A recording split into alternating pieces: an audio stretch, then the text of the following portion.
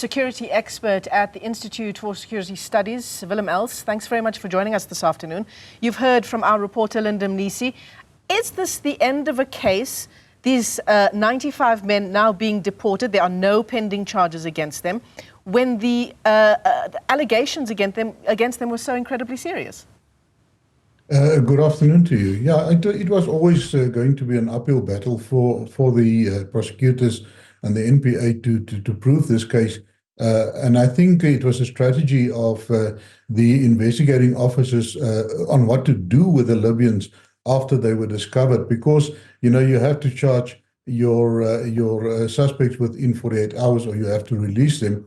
And they sat actually with a thorny issue.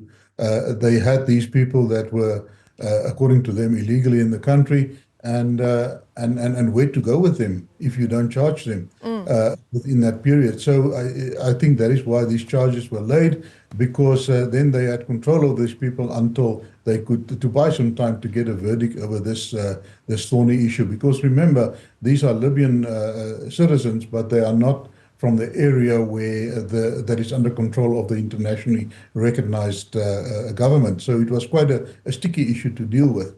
So, but we should not confuse that with the other case that is still ongoing, and that is the case against the owners of the company and the people that registered and run that facility. So that investigation is ongoing according to the statement of the NPA.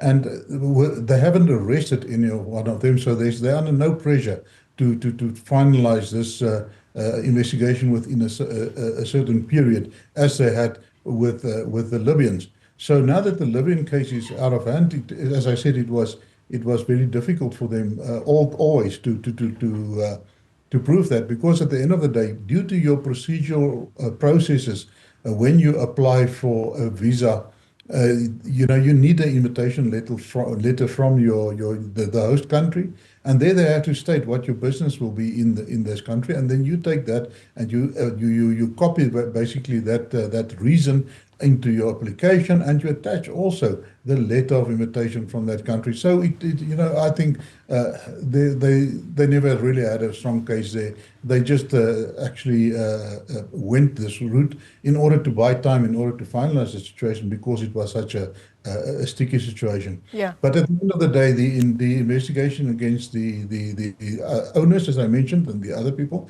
that is going ahead. They haven't arrested anyone, so they can continue with the investigation. And once they found that they actually did contravene some of these regulations and they got a criminal case against them, then they can press these charges. They have two ways of securing their presence in court. They can actually warn them to appear in court, or they can arrest them and then take them to court. Yeah, so you say the investigations continue into the owners of that site, but we are none the wiser about who these 95 Libyans are, why they were training in South Africa, and what they were training for. Yeah, that is the million-dollar question, because once again, Syria indicated that it was illegal and they did not operate within their mandate. We must remember that whenever any company want to register with Syria, they have to state their business, they have to motivate what they want to do, and then they get approval for exactly what they applied for. Then they are registered for that, and then also the curriculums of the training must be approved by SACETA.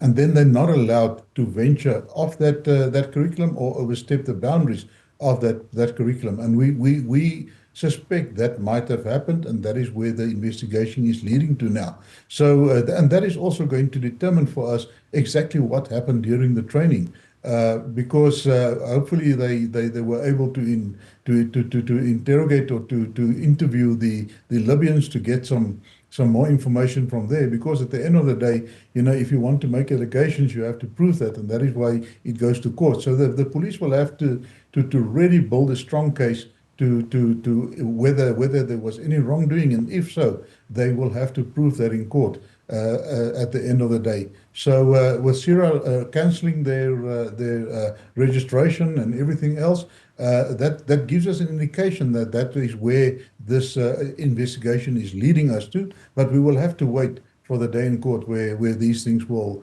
will be revealed, because the police, as you mentioned, they're keeping everything very close to their chest. Yes, and one understands for security reasons, right? But Willem, it must surely raise red flags, the operation of this military camp. We have no idea how long that had been going on. What does it mean in terms of the security cluster and its failings? Yeah, of course, it's an egg in the face of our security cluster. The very fact that these foreigners from a country in conflict actually were able to enter South Africa legally, as it might appear now, because they received their visas and they arrived here. The fact that they were not flagged by Home Affairs to National Intelligence to look at this, that is concerning. And the fact that our intelligence agencies did not pick up earlier on this is also very concerning, and that will have to be looked at. And you know, we will have to take ownership on that, because we, you know, since 2021, the uprising, we really realized that our intelligence services are completely out of their depth, and they're not at the place where they're supposed to be, or maybe where they would like to be. And they started to address that. We know that the GLAP Act is being amended. It's currently before Parliament.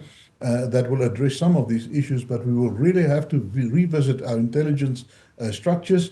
We have to look at oversight, because it seems that currently they are alone to themselves, and they're not really accountable to anyone but to the minister and the president. Yeah, Willem Els, let me thank you for your time this afternoon.